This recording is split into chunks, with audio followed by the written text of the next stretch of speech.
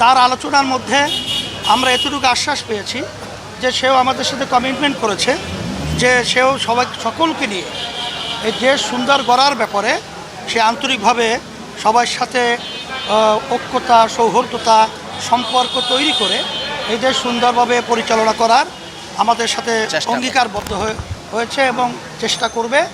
এই জন্য আজকে আলোচনা খুবই ফলপ্রসূ হয়েছে।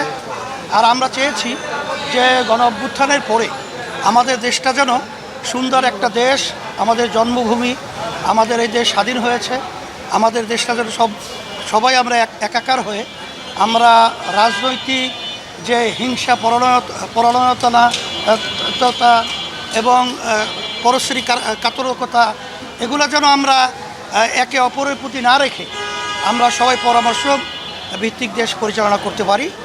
এইটাই আমাদের মূল আজকে মুখ্য এবং মূল আলোচনা ছিল। আপনাদের সকলকে ধন্যবাদ।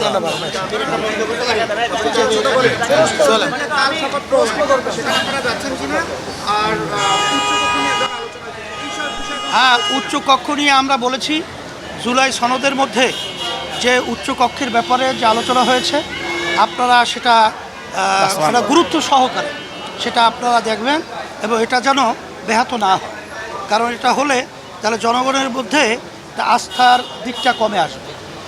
আর জুলাই সনদের ব্যাপারে আমরা বলেছি এইটা আমাদের দেশের কল্যাণের জন্যই করা হয়েছে, এইটা বিশেষ করে আপনারা এটা গুরুত্ব সহকারে দেখবেন।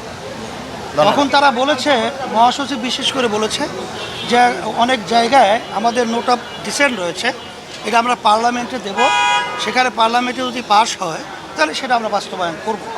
তখন আমরা তো কথাটা বলতে চেয়েছি যে পার্লামেন্টে তো এখন একক সংখ্যাগরিষ্ঠতা আপনারা অর্জন করেছেন, বিদায় আপনারা তো এটা সদিচ্ছা থাকলে এটাকে আপনারা বাস্তবায়ন করতে পারবেন, এটা এইভাবে আমরা বলেছি।